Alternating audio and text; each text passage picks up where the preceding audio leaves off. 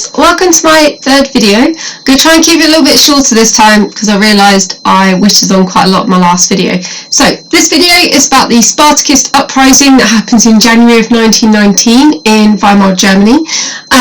This is my attempt at a copy of a very famous Spartacus source. You can see it there. So there's my attempt at it, showing Spartacus fighting against the new military, land ownership and capitalism and that kind of thing. So we'll come straight onto it.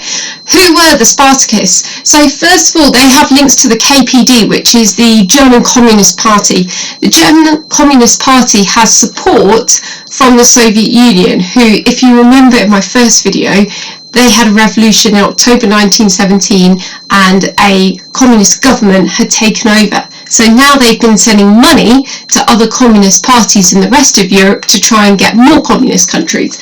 So Communist Party in Germany at this time is supported by the Soviet Union.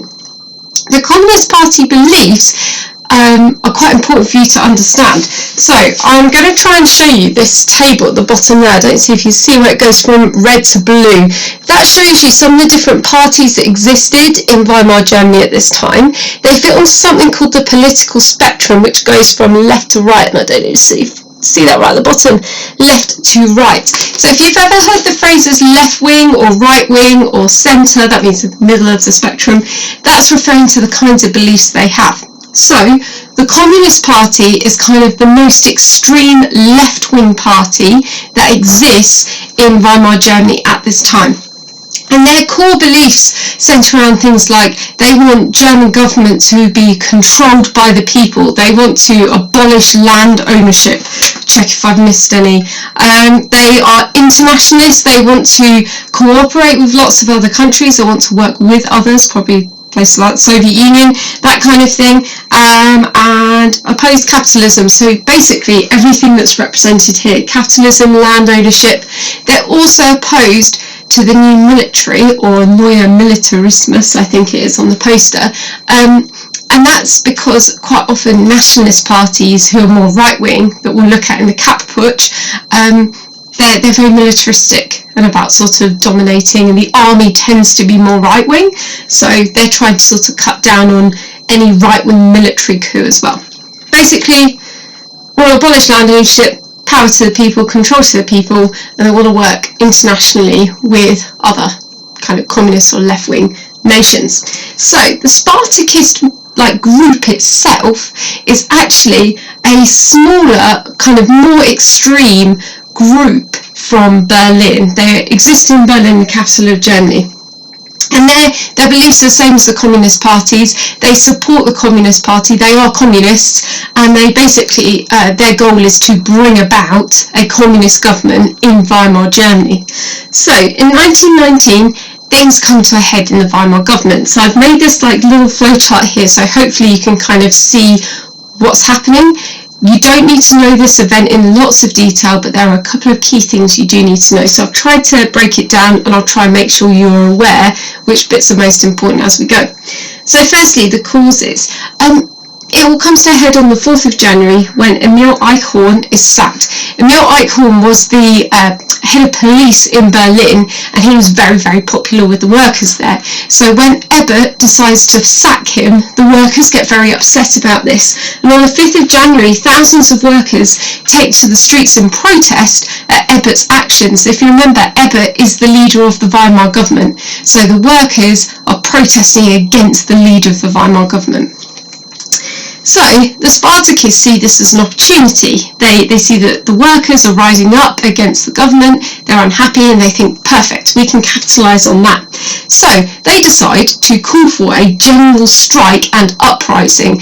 And I just realised I forgot, the names of the leaders of Spartacus are Rosa Luxemburg and Karl Liebknecht, and they call for this general strike and uprising, which means that on the 6th of January, so 2 days after the head of police has been sacked, workers take to the streets to try and control Berlin, and I think they take over the government telegraph offices, they take over stuff like that. There are hundreds of thousands of workers who burst onto the streets in protest, and they're being organised and kind of worked up by and fueled by this Spartacist group under Rosa Luxembourg and Karl Liebknecht. So Ebert and his Weimar government are in a bit of a tricky position now, because how do they deal with the fact that the capital city is raging out of control under a bunch of communists? And there are a lot of other people in Germany at this time who were terrified of the communists. They were absolutely horrified to see the Russian Revolution in 1917, and they really don't want to see it happen here. So Ebert needs to respond. He needs to crush this uprising. He needs the people back under control. Unfortunately for Ebert, the army is still recovering from World War I. So normally in this instance, when maybe the police isn't going to be enough, governments tend to rely on the army to come and step in to restore public order. The army can't do that because World War I was still so recent. It only finished like two months before this actually kicks off. So it's far too soon for them to regroup and be ready for this kind of thing. So instead, Ebert decides, well, there's actually a lot of demobilised soldiers who've come back from the war, and although we can't put the army back together again, what we can do is we could group together these demobilised soldiers who still, by the way, have brought home their weapons with them.